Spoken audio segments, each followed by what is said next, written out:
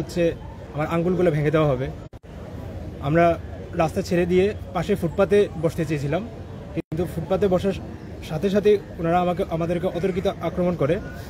তো আক্রমণের এক পর্যায়ে আমি টিকতে না পেরে আমি যখন চলে যাচ্ছিলাম তখন পিছন থেকে আমাকে বলতেছিল, তুই হাঁটতেছিস কেন, তুই দৌড়াস না কেন, এই কথা বলে আমাকে পিছন থেকে অনেকবার লাঠিচার্জ করা হয়। এর এক পর্যায়ে আমার হাতে প্রচণ্ডভাবে আমি আঘাতপ্রাপ্ত হই। আমি শুধু হাতে না, আমি অনেক জায়গায় ব্যথা পাইছি, আঘাত পাইছি। সেখান থেকে আমার হাতের মারাত্মকভাবে ফ্র্যাকচার্ড হয়। ডাক্তাররা বলেছে আমাকে 21 দিন পরে আমাকে আবার এক্স রে করাতে হবে। এক্স রে করার পর ওনারা বুঝতে পারবে যে আমি কি কোনোভাবে পরীক্ষা দেওয়ার উপযুক্ত হতে পারবো কিনা। কিন্তু আমার যে মেন্টাল ট্রমার মধ্যে দিয়ে আমি যাচ্ছি, আমি যে মানসিকভাবে যে পরিস্থিতির শিকার, আমার মনে হয় না আমি আমার যে প্রিপারেশন, আমার যে যোগ্যতা, তার 50% আমি পরীক্ষার খাতায় ইমপ্লিমেন্ট করতে পারবো। যদি আমি পরীক্ষা দিতে পারি, মনে হয় না আমি পরীক্ষা দিতে পারবো। আর যদি পরীক্ষা দিতে পারি, আমার মনে হয় না আমি 50%ও আমি ইমপ্লিমেন্ট করতে পারবো, আমার যতটুকু যোগ্যতা। এটাই আমার আমার আমার প্রশ্ন যে আমার অপরাধটা কী ছিল। ধন্যবাদ।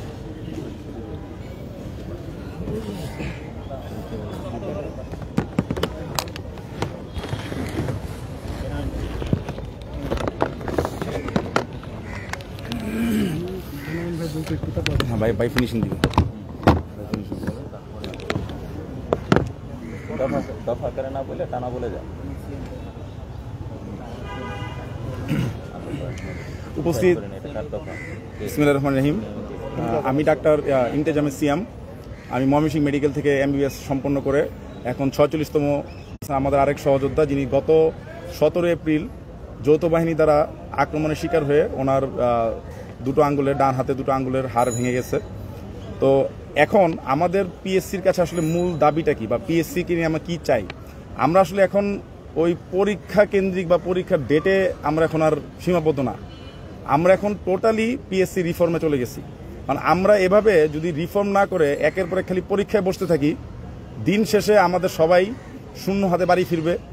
এবং যে অস্বচ্ছতা এবং দুর্নীতির বেড়াজালে পিএসসি অলরেডি নিমজ্জিত এবং আকণ্ঠভাবে নিমজ্জিত, যে এটার কোনো সীমা পরিসীমা নেই। আপনাদের কোনো ধারণা নেই যে এই আন্দোলনের সেন্টার পয়েন্টে আমি চলে আসার পরে আমার কাছে কি পরিমাণ ভয়াবহ ইনফরমেশনগুলো আসছে পিএসসি সম্পর্কে, যেটা আমাকে আসলেই মানে একই সাথে হতাশ এবং উজ্জীবিত করেছে। হতাশ করেছে যে এই 5ই আগস্ট পরবর্তী বাংলাদেশেও যদি সেই পুরনো সিস্টেমই বজায় থাকে, তাহলে এত লোকের প্রাণ দেওয়ার কোনো মানে নাই। প্রায় 2000 মানুষ শহীদ হয়েছে। আপনারা জানেন, আমি একজন চিকিৎসক। আমি অন ফিল্ডে অনেক আহত রোগীদের ট্রিটমেন্টের সাথে জড়িত ছিলাম। প্রায় 34,000 লোক বিভিন্ন ধরনের অর্গান ডিসফাংশন হয়ে তারা পঙ্গুত্ব বরণ করেছে। তো এই 34,000 পঙ্গু ভাই বোনরা এবং 2000 শহীদ ভাই বোনরা কিন্তু এই পিএসসি দেখার জন্যে বা এই বাংলাদেশের বর্তমান প্রেক্ষাপটে সেই পুরাতন রীতিনীতি দেখার জন্য কিন্তু এত আত্মত্যাগ করেন নাই। আমরা ওনাদের আত্মত্যাগের শপথে বলিয়ান হয়েই কিন্তু পিএসসির সামনে বারবার যাই। আমাদের 10ই এপ্রিলও মারা হয়েছে, আপনারা জানেন। 10ই এপ্রিল আমি আমার সহযোদ্ধা ঢাবির আশিক এবং শেরেবাংলা কৃষি বিশ্ববিদ্যালয়ের আরেক সহযোদ্ধা নূর, আমাদের 3 জনকে কাস্টাডিতে পর্যন্ত নেওয়া হয়েছে। আমরা বিসিএস পরীক্ষার্থী ছিলাম। গতকালকে ওদেরকে আর্মির জিপে বসা রাখা হয়েছে। আমাদেরকে মাদক সেবীদের সাথে কারাগারে রাখা হয়েছে প্রায় 4 ঘন্টা। এগুলো দুঃখের কথা। আসলে ভাই আপনাদের বলে লাভ নেই। আপনারা আসলে মিডিয়ার ভাইরা আমাদেরকে শুরু থেকে যথেষ্ট কভারেজ দিচ্ছেন, কিন্তু কেন জানি মনে হচ্ছে যে রাষ্ট্রের সর্বোচ্চ পর্যায়ে এই বিষয়টাতে আসলে এখনো আন্তরিকতার সাথে ব্যাপারটা দেখতেছে না। আপনারা জানেন, আমরা মাস টু যমুনার পরে প্রফেসর ডক্টর মোহাম্মদ ইউনূসের APS সাব্বির আহমেদ, ওনার কাছে আমরা স্মারকলিপি জমা দিয়েছি। উনি আমাদের বিষয়টা আশ্বাস দিয়েছেন। সেটা ছিল আপনার মেবি 16 এপ্রিল, 16 এপ্রিল 17 এপ্রিল আবার যখন আমরা পিএসসির সামনে যাই, আমি ওনাকে আগের রাত্র মেসেজ করেছি যে স্যার, ছেলেপেলেরা আন্দোলন ব্যাপারটা আসলে এরকম না, ওরা ন্যায্য দাবির জন্য বারবার পিএসসির সামনে দাঁড়াচ্ছে, প্রতিনিয়তই ভিড়টা বাড়তেছে, আপনি একটু তড়িৎ গতিতে ব্যবস্থা নেন। যখন ওই দিন আমাদের ভাইদেরকে এভাবে ব্রুটালি মারা হলো, যেটা 10 এপ্রিলের চেয়েও ভয়াবহ ছিল, আপনারা চিন্তা করতে পারবেন। এখানে অনেক মিডিয়া ছিলেন না, একটু আমাকে সময় দিতে হবে। আমাদের পিএসসির গেটের সামনে থেকে ছেলেরা উঠে যাচ্ছিল, আপুরা উঠে যাচ্ছিল। তাদেরকে আপনি বড় বড় যে 2টা গেটের সামনে থেকে ডিসপার্স করে দিতে পারেন, আপনি তাদেরকে দৌড়িয়ে সেই বিটিআরসি অফিস পর্যন্ত নিয়ে মারছেন। আরেক দল যৌথ বাহিনীর সদস্য দৌড়ে সেই মেট্রো রেলের পিলার পর্যন্ত নিয়ে গিয়ে তাদেরকে মারছে। আপনি বলেন তো, পিএসসির গেট আর মেট্রো রেলের পিলার, পিএসসির গেট এবং সেই বিটিআরসি অফিস কত দূরে? আমাদের উপর এত আক্রোশের কারণ কি? আমরা তো আমাদের যোগ্যতার বিনিময়ে চাকরি পরীক্ষা অংশ নেই। আমরা তো এখানে চাকরি ভিক্ষা চাইতে যাই নাই। পিএসসির মতো একটা প্রতিষ্ঠান, এর আগেও এখানে অনেক আন্দোলন সংগ্রাম হয়েছে। বিগত ফ্যাসিস্ট সরকার আমলেও আমাদের সাথে যে ধরনের আচরণ করা হয়েছে, আমরা গত 15 বছর ইতিহাসে মনে হয় হাসিনার আমলে এই ধরনের মারপিট দেখি নাই। তাহলে আসলে কি আমরা কি এক ফ্যাসিস্ট সরাই কি আরেক ফ্যাসিজমে কি প্রবেশ করলাম কিনা আমার আসলে জানা নাই। বা যৌথ বাহিনীর যে সদস্যরা এখনো অন গ্রাউন্ড ডিউটি করতেছেন, তাদের মধ্যে কি ফ্যাসিস্টের দোষর আছে কিনা আমাদের আসলে জানা নাই। কারণ ওনারা খুব ভালো মতো জানেন এখানে কারা এসে বসছে। সবাই বিসিএস পরীক্ষার্থী, রাষ্ট্রের সর্বোচ্চ চাকরিটার জন্য এই ছেলেপেলেগুলো অলরেডি যোগ্যতা প্রমাণ করছে। সবার অ্যাডমিট কার্ড আছে, সবাই পিলি উত্তীর্ণ, কেউ লিখিত উত্তীর্ণ। এদেরকে এভাবে মেরে যখন আপনি হাতের আঙ্গুল ভেঙে দেবেন, আপনি আসলে হাতের আঙ্গুল ভাঙতেছেন না, আপনি রাষ্ট্রের মেরুদণ্ড আঘাত করতেছেন। এখন আপনি যদি ভবিষ্যতের মেরুদণ্ডহীন বাংলাদেশ দেখতে চান, তাহলে আমাদেরকে বারবার মারেন, আমরা বারবার যাব। আজকে এই ভাইয়ের হাতের আঙ্গুল ভাঙছে, কালকে আমার হাত ভাঙবে, কালকে ওর কপাল ফাটবে, কিন্তু আমরা বারবার যাব। ততদিন পর্যন্ত যাব যতদিন পর্যন্ত আমাদের যৌক্তিক দাবির একটা দাবিও পূরণ হতে বাকি থাকে। এখন আপনাদের সামনে আমাদের এই প্রেস রিলিজটা আমরা সবাইকে, আপনাদের যারা উপস্থিত সংবাদ মাধ্যমের ভাই বোনেরা আছেন, আমরা এই প্রেস রিলিজটার হার্ড কপি এবং সফট কপি দুইটি আপনাদেরকে দিব। আমি যা সংক্ষিপ্ত আকারে আমাদের এই প্রেস কনফারেন্সের দফাসমূহ, যেটা মূল দাবি, সেটা উত্থাপন করতে যাচ্ছি। আমাদের প্রথম দফা, যেটা এখন যে উদ্ভূত পরিস্থিতি তৈরি হয়েছে, আমাদের সবার মনের সন্দেহ যে অলরেডি 46তম বিসিএস লিখিত পরীক্ষাটার প্রশ্ন অলরেডি ফাঁস হয়ে গেছে, এবং এই প্রশ্নটা বিজিপিএসে ছাপানো সেই প্রশ্ন যেটা দিয়ে আমাদেরকে পরীক্ষায় বসতে বাধ্য করা হচ্ছে। আমরা চাই নতুন করে পিএসসি প্রশ্ন মডারেশন করে যৌক্তিক সময়ের মধ্যে, সেটা 1 মাস পরে হোক 1.5 মাস পরে হোক, আমাদেরকে নতুন প্রশ্নপত্রে পরীক্ষা নিবে। আপনারা পিএসসি কে জিজ্ঞেস করবেন এই প্রশ্নপত্রটা কবের। আমাদের কাছে অনেক ইনফরমেশন আছে, আমাদের সাথে বিভিন্ন বিশ্ববিদ্যালয় কলেজের স্যার ম্যাডামদের যোগাযোগ আছে, যারা পিএসসির প্রশ্ন করে, প্রশ্ন মডারেশনে জমা দেয়। তাদের কাছ থেকে আমি ইনফরমেশন নিয়ে এসে এখানে কথাটা বলতেছি। 5ই আগস্টের পরে নতুন কমিশন কোনো লিখিত পরীক্ষার প্রশ্নপত্র কোনো শিক্ষকের কাছ থেকে জমা নেয়নি। তার মানে প্রশ্নপত্রটা সেই আগস্টের আগেরই ছিল, যেটা অলরেডি আমরা বুঝতে পারতেছি যে এই প্রশ্নটা অলরেডি বিভিন্ন লোকজনের হাতে চলে গেছে। দ্বিতীয় যেটা হলো, এই যে বিসিএস এর ধারাবাহিক জট কমানো নিরসনের লক্ষ্যে আমরা যে রোডম্যাপটা দিছিলাম, সেই ধারাবাহিক জট কমানো মানে বলতে কি বোঝায়? 44, 45, 46, 47 চারটা বিসিএস এর মধ্যে আপনি তাহলে অবশ্যই ধারাবাহিকতার ক্রম যদি অনুসরণ করেন, আপনি 44টাকে শেষ করবেন। তো 44-এর ভাইবার প্রায় 6000 ভাইবা বাকি রেখে আপনি ওই ক্যান্ডিডেটগুলোকে কেন আবার 46-এর রিটার্ন 47-এর পিলিতে বসাচ্ছেন? তৃতীয়, লিখিত পরীক্ষা। এখন আমি যেটা দাবিগুলোর মধ্যে প্রথম দুটো বললাম, তৃতীয় দাবি, আমাদের যে লিখিত পরীক্ষার খাতাগুলো নেওয়া হয় পরীক্ষা শেষ করার পরে, আপনারা জানেন একটি দীর্ঘ সময় এই খাতাগুলো আর পিএসসিতে ফেরত আসে না, এবং 45তম রিটার্নের রেজাল্ট প্রায় 1.5 বছর হয়ে গেছে, এখনো ফেরত আসে নাই। আমাদের তৃতীয় দাবি যেটা বলতেছি, লিখিত খাতা মূল্যায়নের গতিময়তা, নিরাপত্তা ও নিরপেক্ষতা আনয়নে কমিশনে বসে খাতা দেখাইতে হবে। আপনি হতে পারে খাতা, আজকে একজন শিক্ষককে হতে পারে একটা খাতার জন্য ফর এক্সাম্পল 200 টাকা দিচ্ছেন, দরকার আমরা আরো বেশি টাকা ফি দিয়ে পরীক্ষা দিলাম, কোনো সমস্যা নাই, কিন্তু আপনি আমার খাতাটা কমিশনের নিরাপত্তার সাথে দেখবেন এবং যত সময় রেজাল্ট দিবেন। আপনারা জানেন আগের সরকার আমলে বিসিএস পরীক্ষার প্রিলিমিনারির আবেদনের ফি ছিল 700 টাকা। প্রফেসর ডক্টর ইউনূস সরকার সেটা কমিয়ে এনেছে 200 টাকায়। যদি লাগে লিখিত পরীক্ষার খাতা আপনি মূল্যায়ন দ্রুত করতে পারতেছেন না ফান্ডের অভাবে, আমরা দরকার ওই 500 টাকা আবার দিব লিখিত পরীক্ষা। ভাই দিব কিনা? দিব। আচ্ছা, চতুর্থ, আমাদেরকে সবসময় বলা হয় যে পিএসসির গতিশীলতা আনয়ন করা সম্ভব হচ্ছে না কমিশনের সদস্য সংখ্যার একটা লিমিটেশনের কারণে। তাহলে দ্রুত একটা অধ্যাদেশ জারি করে কমিশনের সদস্য সংখ্যা বাড়ান, 5 জন বাড়ান বা 10 জন বাড়ান, ঠিক আছে, বাড়িয়ে সেটাকে 25 থেকে 30 জন উন্নীত করেন। তাহলে দেখা যাবে কি যে যখন ভাইবার প্রক্রিয়াটা শুরু হয়, তখন সেই প্রক্রিয়াটা দ্রুত শেষ করতে পারবে কমিশন। আমাদের পঞ্চম দফা, পদের অপচয় হয়।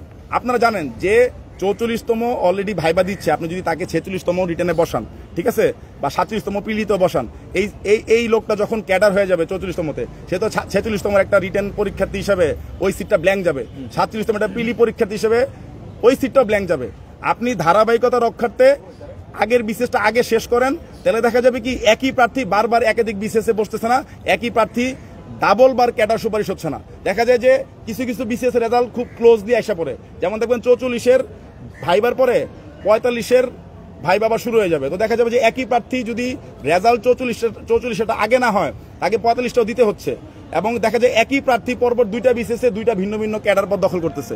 এই পদের অপচয় রোধ করার জন্য আমরা চাচ্ছি যে ধারাবাহিকতার অর্থ আমরা বুঝি 44 শেষ করে 45 নেন, পরে 46 নেন। 45 যদি নিতে না পারেন, অ্যাটলিস্ট রিটেনের রেজাল্টটা দেন, যেটা 1.5 বছর হয়ে গেছে। 6 নাম্বার, পাবলিক পরীক্ষা হয়, ঢাকা বিশ্ববিদ্যালয়ের ভর্তি পরীক্ষা, মেডিকেলের পরীক্ষা, এইগুলোতে কিন্তু এমসিকিউ বেসড পরীক্ষা হয়, এমসিকিউ টাইপ। এখানে কিন্তু একটা শিক্ষার্থী পরীক্ষা দেওয়ার পরে রেজাল্টে কিন্তু তার মার্কসটা দেখতে পারতেছে সে কত পাইছে। আমরা এত বড় একটা পাবলিক পরীক্ষা দিচ্ছি, আমরা জানি না আমি প্রিলিমিনারি কত পাস করে উত্তীর্ণ হলাম আর কত পাস মানে কত নাম্বার না পেয়ে অনুত্তীর্ণ হলাম। আমি কি 0.5 জন্য বাদ পড়লাম নাকি 5 জন্য বাদ পড়লাম? এখনো যদি আপনি বাংলাদেশে আপনি একটা সাংবিধানিক প্রতিষ্ঠানের আড়ালে আপনি স্বেচ্ছাচারিতা কায়েম করার চেষ্টা করেন, স্বৈরাচারিতা কায়েম করার চেষ্টা করেন, আজকে শাহরিয়ার ভাইয়ের 2টা আঙ্গুল ভাঙছে, আমাদের শরীরের প্রত্যেকটা হাড়গোড় ভাঙবে, কিন্তু আমরা পিএসসিতে স্বচ্ছতা আনয়ন করে ছাড়বই ছাড়বো। এবং পিএসসি কে হাসিনা পরবর্তী বাংলাদেশে আমরা স্বৈরাচারী প্রতিষ্ঠান হিসেবে বেড়ে উঠতে দিব না। তো আমাদের কথা হলো প্রিলি, লিখিত এবং ভাইবার এই 3টার মার্কস পরীক্ষা হয়ে যাওয়ার সাথে সাথে প্রকাশ করতে হবে। আপনারা আপনারা অনেকে হইতে পারে এই তথ্যটা জানেন, অনেকে হতে পারে জানেন না। একজন লোক ক্যাডার হয়ে যাওয়ারও 1 বছর পরে সে তার রিটেন পরীক্ষার মার্কসটা পায়, তা আবার 1000 টাকা মেবি জমা দিয়ে আমাকে মার্কস তুলতে হয়। এটা কোনো নিয়ম হইলো ভাই? আপনি তো আমার পরীক্ষার ফির মধ্যে তো আমার মার্কশিটের ফি ইনক্লুডেড, আমার পরীক্ষার ফির মধ্যে তো আমার খাতার ফি ইনক্লুডেড, কেন্দ্র ফি ইনক্লুডেড। আপনি আবার আমার সেই পরীক্ষার মার্কশিটটা 1000 টাকার বিনিময়ে তোলাচ্ছেন, তা আবার কি রেজাল্ট হয়ে যাওয়ার 1 বছর পরে, ফাইনাল রেজাল্ট হয়ে যাওয়ার 1 বছর পরে। তখন আমি দেখতেছি এক ভাই, আমাদের এটা ফেসবুকে বহুল প্রচারিত হয়েছে, বাংলাদেশ বিশ্ববিদ্যালয়তে 200 মধ্যে পাইছে 135, সে ইংরেজিতে পাইছে 58, একজন ইঞ্জিনিয়ার, বিএসসি ইঞ্জিনিয়ার, ঠিক আছে, রুয়েট চুয়েট কুয়েট এই টাইপের প্রতিষ্ঠান থেকে পাশ করা। আপনি তাহলে নির্দ্বিধে আপনি বলতে পারেন তার বাকি মার্কসের সাথে সেই ইংরেজি নাম্বারটার অবিশ্বাস্য রকমের গরমিল আছে। তাহলে সেক্ষেত্রে 2টা জিনিস হতে পারে এখানে, হয় কম্পিউটারের নাম্বার উঠাতে ভুল করছিল, অথবা তার খাতারই হারিয়ে গেছে। তো আমরা চাই যে পিএসসির লিখিত পরীক্ষার খাতাটাতে যাতে আমরা কোনো অবিশ্বাস্য রকমের মার্ক যদি দেখি, আমরা যাতে সেই খাতাটা চ্যালেঞ্জ করার একটা স্কোপ পাই। 7 নাম্বার, আমাদের আপনারা জানেন যে এই পিএসসি সুপারিশ করার পরে আমাদের এই সুপারিশের পরবর্তী ফাইলটা চলে যায় জনপ্রশাসন মন্ত্রণালয়ে, সেখানে পুলিশ ভেরিফিকেশন হয়, সেখানে আরো আদার্স একটি রাষ্ট্রে একজন কর্মকর্তাকে নিয়োগ দেওয়ার জন্য সরকারের যে প্রক্রিয়াগুলা সরকারে ফলো করা দরকার, সরকার সেগুলোকে ফলো করে। কিন্তু এই ভেরিফিকেশনের নামে অনেক লোককে কিন্তু অতীতেও হয়রানি করা হয়েছে। এই নতুন বাংলাদেশে যাতে ভেরিফিকেশনের নামে কোনো হয়রানি না হয়, সেটা আপনাদের কাছে আমরা আবেদন জানাই। হ্যাঁ, নিষিদ্ধ কোনো সংগঠনের সদস্য যদি সরকারি চাকরিতে প্রবেশের পায়তারা করে, সেই ক্ষেত্রে আইন শৃঙ্খলা রক্ষাকারী বাহিনী অবশ্যই ভেরিফিকেশন করার সময় সেটা খেয়াল রাখবে।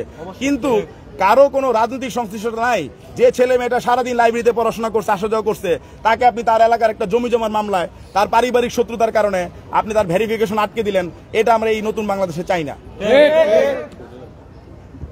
8ম এবং প্রায় লাস্ট দফায় আমরা চলে গেছি, এই যে 44তম বিসিএস যেটার এখনো রেজাল্ট হয় নাই, আমরা চাই এটার ক্যাডার পদটা একটু বাড়ানো হোক যদি স্কোপ থাকে, এবং সেই সাথে যারাই ভাইবা দিচ্ছে নন ক্যাডার নিয়োগটাও এখন পিএসসির আন্ডারে হয়, আপনারা জানেন।